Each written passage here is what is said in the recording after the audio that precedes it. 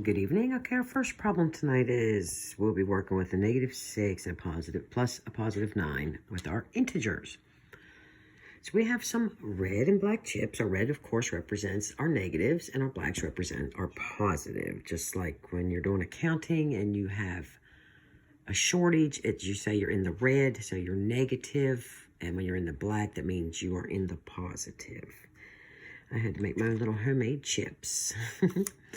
All right, so we have -6 plus 9. So let's go 1, 2, 3, 4, 5, 6 in the red, plus 9. 1, 2, 3, 4, 5, 6, 7, 8. Now, I count this right. 1, 2, 3, 4, 5, 6, 7, 8. Try to line them up good for you. 9. Now, you can just automatically look at this and see. If we're making zero pairs in integers, opposites cancel each other out. So, if you have a -1 and a +1, they'll cancel each other out.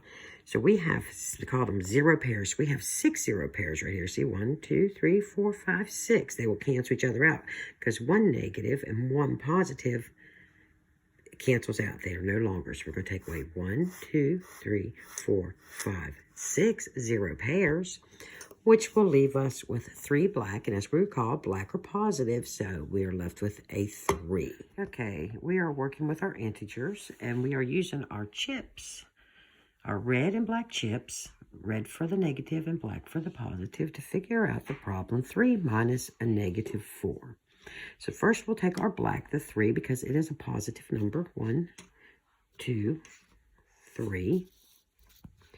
We have 3 black, and then we're going to have 4 negatives. But we can't have a negative because the problem is a positive problem. So in order to do the negative count, we will need to make 0 pairs for it. So we will go 1, 2, 3, 1, 2, 3, 4. So now we have our +3 and our -4. Now, what's the problem say?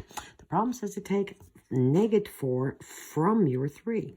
So we need to remove 4 of the negative chips, which are the red chips. We're going to 1, 2, 3, 4. And what do we have left? 1, 2, 3, 4, 5, 6, 7. So 3 minus a -4 will be 7. Good evening. We're going to do multiplication of integers. Integers are all your negative, 0, and positive numbers, or whole numbers. Okay, so we're going to have 2 times -6. Another way to say 2 times -6 is saying we have 2 sets of -6. We represent our positive with black, and we represent our negative with red chips. So we need 2 sets of -6. 1, 2, 3, 4, 5, 6. We have 6. That's 1 set. 1, 2, 3, 4, 5, 6. Now, as you can see, I've got 2 separate sets, the number 2, and we're going to put them all together, and they are red, so they're negatives. We have 2 sets of -6, which will be 1, 2, 3, 4, 5, 6, 7, 8, 9, 10, 11, 12. We have 12, and since they are red, we know they are negative. So 2 times a -6 is -2. Okay, for our next problem, we have a -3 times 2. Now, I think the easiest way that we can do this one, that for you to remember, is our commutative property. I always say that wrong. And what you can do, if you remember your rule, is when you're doing the multiplication of integers, you can go ahead and swap. Your -3 times 2 is the same as 2 times a -3. So we would need 2 sets of -3. 2 sets of -3. Remember, again, our negatives are red. So we got 1 set of 3 and 2 set of 3. So 2 sets, 1, 2, 3, 4, 5, 6 of -3 is a negative 6. Now, if you had to start with your negative 3 in the beginning, you would have to build 0 pairs because you cannot have negative sets. There's no such thing. You can't have a negative set of less than a set. So we'll have to build 0 pairs. So it's saying we have 3 pairs of 2s. So we got 3 pairs of 2s.